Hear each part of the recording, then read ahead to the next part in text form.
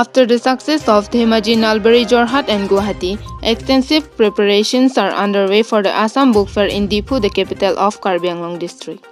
The Assam Book Fair Diphu will be inaugurated by Padma Sri Rangbang Terang on February 6 at 4 p.m. at Diphu Government Higher Secondary Boys School grounds. The book will be launched by Assam Revenue and Disaster Management and Hill Area Development Minister Yogen at the inaugural function. The book will be launched by Assam Publication Council Secretary Pramod Kalita at the inaugural function Mahen. The event will be attended by the Chief Executive Member of Karbi Anglong Autonomous Council Tuliram Ronghang as the chief guest. The event will be attended by prominent writer Arup Kumar Datta as the guest of honor. The book fair will be held from February 6 to 12 for 7 days. Discussion session on various topics such as language, literature and culture will be held every afternoon. The seminar will be inaugurated by Padma Sri Dhaneswar Ingti and will be attended by Khaya Singh Hanse, Khar Singh Teron, Dhram Singh Teron, Sigari Tis, Joy Singh Tokbi and Lunse Timung as guest speakers. The seminar will be moderated by prominent journalist and writer Dilip Chandan and will be attended by Dr. Manalin Rongpipi and Geeta Hansepi as guest speakers. The conference will be conducted by prominent poet Anubhav Tulsi on February 9 and the Young Writers Conference Unmilan will be conducted by writer and journalist Sanjukar on January 10. The conference will be held on February 11 from 11 a.m. The program will be inaugurated by Shashikala Hansepi. The closing ceremony of the Assam Book Fair Diphu will be held on 12 February as the chief guest Radha Sarma Pujari. The event will be attended by Dr. Pradeep Jyoti Mohantu, prominent writer and researcher Padma Sri Dhaneswar Ingti and Bami Ingti, President Karbila Metame. The book fair will feature a variety of cultural programs every evening. The press conference was attended by Assam Publication Council Secretary Pramod Kalita, All Assam Book Publishers and Sellers Association Vice President Bahanchal Islam Chaudhary and Karbi Anglong District Commissioner Madhumita Bhagwati.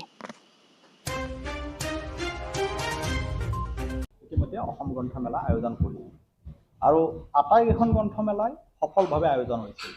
Karbi আংলঙৰ মাননীয় উপায়ুক্ত ডাঙৰীয়ানীয়ে আমাক ব্যক্তিগতভাৱে অনুৰোধ কৰিছিল যাতে ডিফু চহৰতো এখন গ্ৰন্থমেলা আয়োজন কৰিব পৰা যায়।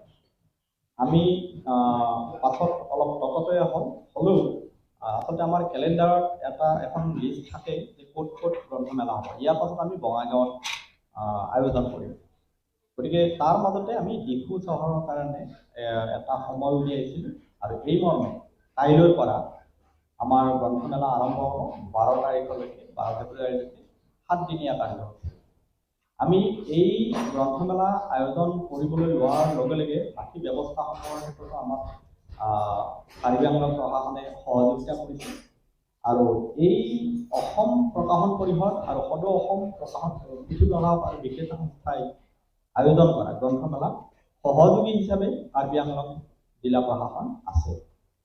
আমি কাইলৈ আমাৰ উদ্বোধনী অনুষ্ঠানটো ঠিক কৰিছোঁ পদ্মশ্ৰী অসম সাহিত্য সভাৰ প্ৰাক্তন সভাপতি ৰংগং এৰাং ডাঙৰীয়া। ইয়াত এখন গ্ৰন্থ উন্মোচন কৰা হ'ব।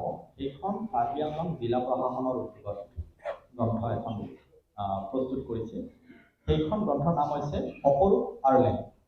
এই গ্ৰন্থখন উন্মোচন কৰাৰ কাৰণে মাননীয় মন্ত্ৰী যোগেন মোহন ডাঙৰীয়াক আমি আমন্ত্ৰণ কৰিছোঁ। তেখেতে কাইলৈ উদ্বোধনী অনুষ্ঠানতে এই গ্ৰন্থখন উন্মোচন কৰিব।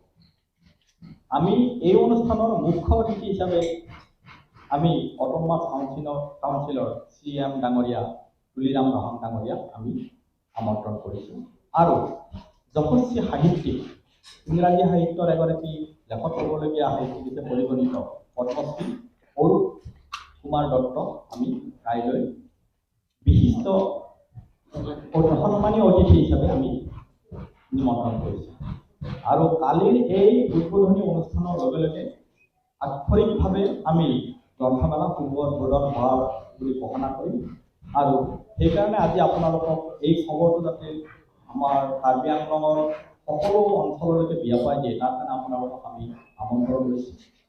এই 7 দিনীয়া গ্ৰন্থমেলা উদ্বোধনী অনুষ্ঠানৰ উপৰিও প্ৰতিটো দিনতে সাংস্কৃতিক অনুষ্ঠান থাকিব। গধূলি 5 বজাৰ পৰা আৰু প্ৰত্যেকটা দিনতে এটা বিশেষ অনুষ্ঠান হ'ব যেনে আমি কেতিয়াবা 1 বজাত আৰু কেতিয়াবা 3 বজাত এটা সাহিত্যৰ অনুষ্ঠান কৰিছোঁ আমি অসম গ্ৰন্থমেলাৰ এই সিৰিজত প্ৰথমবাৰৰ কাৰণে আৰু অসম প্ৰকাশন পৰিষদৰ ইতিহাসত প্ৰথমবাৰৰ কাৰণে ডিফু চহৰত অনুষ্ঠিত হোৱা এই গ্ৰন্থমেলা কাৰ্বি ভাষাত এটা আলোচনা সত্ৰ কাৰ্বি ভাষাতে আলোচনা সত্ৰ হ'ব এইটো প্ৰথমবাৰৰ কাৰণে আমি আয়োজন কৰিছোঁ আৰু এইটো 7 তাৰিখে বিয়লি 1 বজাত এই আলোচনা সত্ৰ অনুষ্ঠিত হ'ব এই সত্ৰখন উদ্বোধন কৰিব পদ্মশ্ৰী ধনেশ্বৰী ইংতি ডাঙৰীয়াই আৰু ইয়াত আলোচক অতিথি হিচাপে যোগদান কৰিবলৈ আমি আমন্ত্ৰণ জনাইছোঁ ফয়াৰ সিং হানছে খৰ সিং তেৰণ ধৰম সিং তেৰণ শিকাৰী টিছু জয় সিং টকবি লুনছে টিমু আৰু ইয়াত আগধৰিব শ্ৰীযুত লং সিং তেৰণ ডাঙৰীয়া এইখন এখন গুৰুত্বপূৰ্ণ আলোচনা সত্ৰ বুলি পেলাই আমি হ'ব বুলি ভাবিছোঁ আৰু ইয়ে এক নতুন দিক নিৰ্দেশনা দিব আৰু ইয়াৰ বিষয়টো হৈছে কাৰ্বি ভাষা আৰু সাহিত্যৰ উন্নয়নৰ কাৰণে কি কি ব্যৱস্থা ল'ব পাৰে তাৰ ওপৰত কাৰ্বি ভাষাতে এই আমাৰ আলোচনা সভাখন আয়োজিত হ'ব আমি 8 তাৰিখে বসন্ত এই অঞ্চলৰ এগৰাকী বিশিষ্ট লেখক বসন্ত দাসৰ সোঁৱৰণত এখনি আলোচনা সত্ৰ আয়োজন কৰিবলৈ ভাবিছোঁ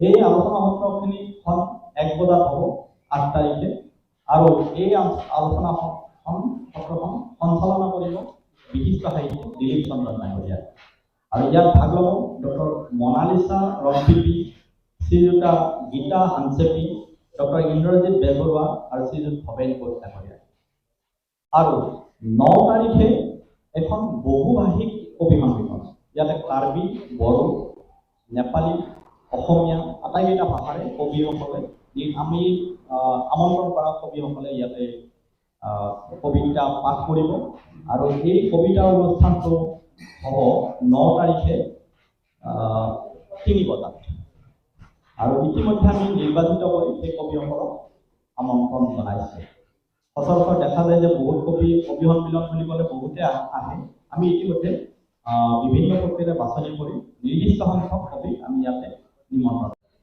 এই উন্মিলন অনুষ্ঠানটো হ'ব যুৱ লেখক আৰু আমি ইয়াতে বাকী কাৰ্বি আংলঙৰ বাহিৰৰ যুৱ লেখকক মতা নাই আমি কাৰ্বি আংলং জিলাৰে যুৱ লেখকসকলৰ মাজত কিছু সংখ্যকক ইয়ালৈকে আমন্ত্ৰণ কৰিছোঁ আৰু এইটো অনুষ্ঠান আমি প্ৰতিখন গ্ৰন্থমেলাতে কৰোঁ আৰু সেই অঞ্চলৰ যুৱ লেখকসকলক উৎসাহিত কৰাৰ কাৰণে কৰোঁ 11 তাৰিখে আমি